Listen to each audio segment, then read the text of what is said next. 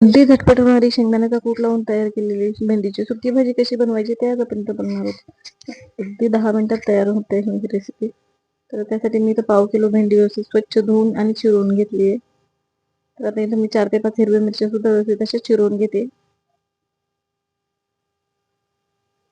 तर मिरच्या चिरून झाल्यानंतर 8 ते 10 लसणाच्या पाकळ्या सुद्धा चिरून घेते. मी इथं लसूण थोडासा जास्तच वापरलाय कारण लसणाची एक छान असं सुगंध जो असतो तो भेंडीला खूप छान बनवतो. तर मी इथे व्यवस्थित असं चिरून घेतलं.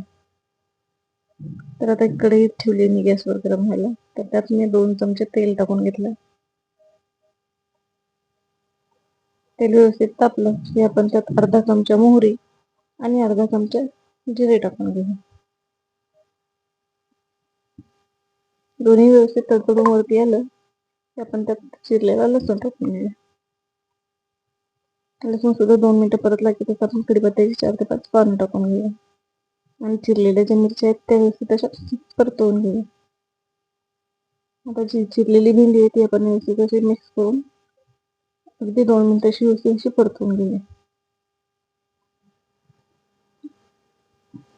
तुम्ही बघू शकता या पद्धतीने अगदी व्यवस्थित अशी परतवून होते.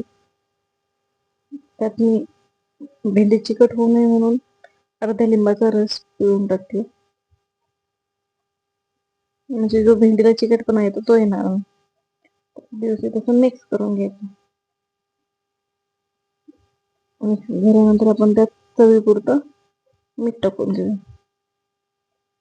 आणि व्यवस्थित मिक्स करून घेऊ आणि 2 मिनिटं असं व्यवस्थित मध्ये मध्ये हलवत परतवून घेऊ. त्याच्यानंतर आपण याच्यात 2 चमचे शेंगदाण्याचा कूट टाकून व्यवस्थित असं मिक्स करून घेऊ. आपली अगदी झटपट अशी होणारी भेंडीची भाजी तयार आहे. तुम्हाला जर ही रेसिपी आवडली असेल तर लाईक आणि शेअर नक्कीच करा. तसेच मीनूज किचनला सबस्क्राईब करा. पुन्हा भेटूया अशाच एका नवीन रेसिपी सोबत. तोपर्यंत धन्यवाद.